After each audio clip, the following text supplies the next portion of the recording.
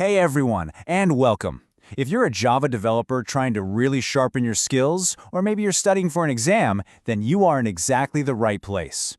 Today, we're going to dive into a concept that's absolutely critical for modern Java, the functional interface. Okay, let's get right into it. So here's our game plan. We'll kick things off with the basic definition. Then we'll take a look at how we used to do things before Java 8. After that, I'll introduce you to a really important annotation, and then we'll connect all the dots to see why this one idea is the key to writing clean, modern Java. And of course, we'll wrap up with a quick recap for your exams. All right, first things first. What even is a functional interface? The easiest way to think about it is like a specialist. It has a contract to do one single job, nothing more, nothing less. And that's exactly where all its power comes from. So, here's the one rule you have to remember. A functional interface has exactly one abstract method. Now, what's an abstract method? Well, it's basically a method signature without any implementation code. It's like a promise that says, hey, any class that uses this interface will provide the logic for this. It's worth noting, an interface can still have other kinds of methods, like default or static methods, and still be a functional interface. The rule only applies to abstract methods. Because of this one abstract method rule, you'll often hear them called SAM interfaces, which just stands for single abstract method. And here's what that looks like in some simple code. We've got an interface called A, and inside it there's just one method, show. See how there are no curly braces, no code? It's just the signature. That's what makes it abstract. This little interface follows the rule perfectly. Just keep this simple structure in mind, because everything we're about to talk about builds right on top of it. Now, to really understand why functional interfaces are such a game changer, we need to hop in a little time machine and go back to the days before Java 8. Let's see how developers had to implement an interface like the one we just saw. It was a lot. Okay, so before Java 8, you basically had two main options, and both of them involved writing a bunch of extra code. On the left, you could create an entirely new class just to provide the logic for that one single method. A whole class for one job. Or, on the right, you could use something called an anonymous inner class. It's anonymous because you're basically creating a one-off class without even giving it a name. But just look at all that ceremony, all that syntax just to do one simple thing. This extra fluff is what we call boilerplate code, and honestly, it used to drive developers crazy.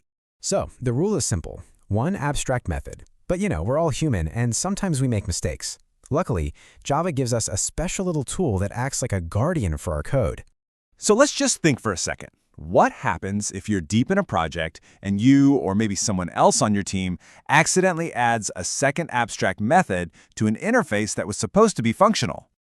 Well, this is what happens. See that little @functional interface tag we added?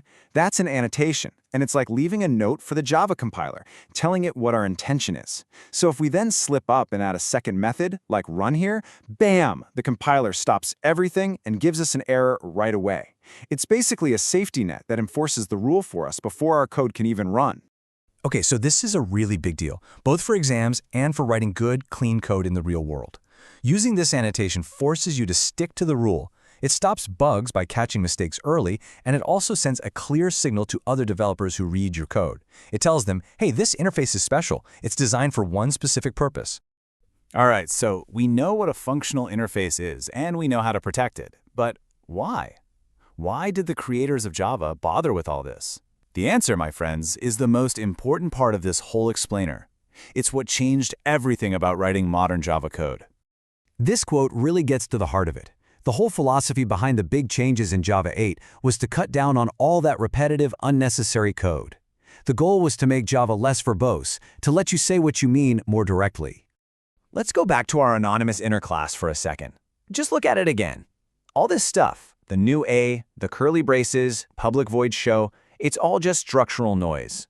The only part here that actually does anything, the only part that contains our unique logic, is that one little line inside the method. Everything else is just boilerplate. And here's the genius move. Because the compiler knows this is a functional interface, it already knows there's only one possible method we could be implementing. So we don't need to name it. We don't need all that ceremony. The compiler is smart enough to figure it out. This incredible realization allows for a totally new, super simple syntax that lets us provide only the implementation, the one bit of code that actually matters. And that brand new, cleaner syntax has a name. It's called a Lambda expression. And this is the key takeaway. Understanding functional interfaces is the key that unlocks the door to using Lambdas. You just can't have one without the other. They are the absolute foundation for writing modern, concise, and really powerful Java code. Okay, let's do a super fast recap. If you're prepping for an exam or a job interview, these are the points you absolutely have to lock in. So let's run through it one last time. A functional interface? It's an interface with exactly one abstract method. The old way of using them? Super verbose, with separate classes or anonymous inner classes. The @functional interface annotation? That's your safety net to enforce the rule. And the whole reason they matter so much? They are the ticket to reducing all that boilerplate code by enabling Lambda expressions in Java 8. So we've covered the what, the how, and most importantly, the why. You now have that foundational knowledge that really separates classic Java from modern Java. So the real question is, what's next? Are you ready to walk through that gateway and see the incredible power of Lambda expressions in action?